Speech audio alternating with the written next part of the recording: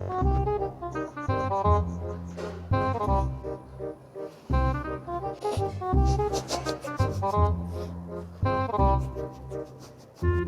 दाढ़ी तो आपकी भी कट गई ना। नहीं, मेरे तो बाल और दाढ़ी कट ही गए, लेकिन मेरे पास मूछें तो है, तुम्हारा तो सभी कट गया चिकना। कैसा तुमने कपड़े पहन रखे हैं? सब्जी बेचने जा रहे हो, मछली बेचने? आप नहीं समझोगे, आजकल का मॉडर्न फैशन है। हम क्यों नहीं समझ पाएंगे? आपकी उम्र हो गई है ना। क्या बोला तुमने? मैं कह रहा था कि चलो सर आगे बढ़ते हैं। हाँ। तो बच्चों, हम लोग पढ़ रहे थे चैप्टर आवर एनवायरनमेंट, और आवर एनवायरनमेंट में हम लोग ने अभी डिफॉरेस्टेशन के ऊपर पैराग्राफ पढ़ा है और बताया कि डिफॉरेस्टेशन कितना ज़्यादा खतरनाक है हमारे एनवायरनमेंट के लिए। तो अब कोई किसी को डाउट से तो पूछो। सर किसी और को डाउट से तो पूछो। चलो तुम ही बताओ क्या डाउट है। सर आपने ये पैराग्राफ कहाँ से पढ़ा? Page number 127। ये पेज किसका बनता है? पेपर से। और पेपर किसका बनता है? पेट दर्द हो रहा है मेरा, जरा कॉफी लेके आना। वो अदब ये आधा पदा मत करो सर, जवाब दो मुझे। सर आप बात को घुमा रहे हो। मैं बात को घुमा नहीं रहा हूँ। तुम बताओ पेपर किस चीज से बनता है? हम क्यों बताएं, आप बताओ ना। तुम्हारी हिम्मत कैसी हुई मुझे उल्टा जवाब देने की? हाँ तो ऐसी तो एक कॉन्वर्सेशन काम करती है। जिस किताब में आप इतना एनवायरनमेंट की परवाह कर रहे हो और डिफॉरेस्टेशन को इतना बदनाम करके बोल रहे हो कि डिफॉरेस्टेशन नहीं करना चाहिए, उसी किताब को आप डिफॉरेस्टेशन करके बना रहे हो, ऐसा क्यों? हेलो। अरे बेटे, कितने सोने लग रहे हो तुम। ये तो गलत बात है, आपने मुझे बोला, इसको कुछ नहीं बोल रहे। क्योंकि बेटे वो लग रहा है जैसे एक हीरा और तुम लग रहे हो छिला हुआ खीरा। तो पेपर कैसे बनता है ये सवाल था। ओके। तुम तो कुछ बोलो भी मत, तुम तो इस क्लास का हिस्सा भी नहीं हो, वीडियो का तो हिस्सा हूँ। बिल्कुल बिल्कुल बताओ।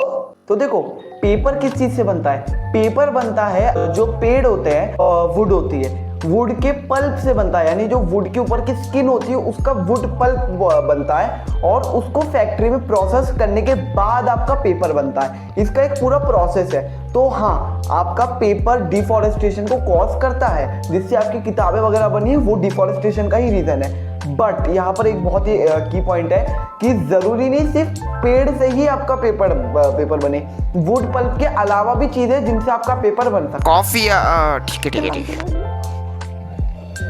जैसे कि आपका कॉटन से भी पेपर बन सकता है, जूट से भी बन सकता है, और आपका दूसरे पल्प से जैसे बैम्बू पल्प और दूसरे और चीजों से भी पेपर बन सकता है। बात तो तुम सही कह रहे हो कि आप बैम्बू से पेपर बनाओ, और क्योंकि बैम्बू क्या है, बहुत जल्दी ग्रो कर जाता है, और उसका एक अलग से लोग बैम्बू फार्म भी बनाते हैं ताकि वो डिफॉरेस्टेशन को रोक सके, और बैम्बू पल्प से पेपर बनाते हैं, या तो वही कॉटन वगैरह आप जूट वगैरह से भी बना सकते हैं। लेकिन तुम पहले मुझे ये बताओ कि हम लोग क्या कर सकते हैं। ये तो तुमने वो बताया कि हम लोग प्रोडक्शन और हम लोग पेपर हम लोग को कैसे बनाना चाहिए, लेकिन हम स्टूडेंट्स इसमें क्या कर सकते हैं? क्या ये मेरी कॉफी है? वो सर आप बात कर रहे थे तो मैं।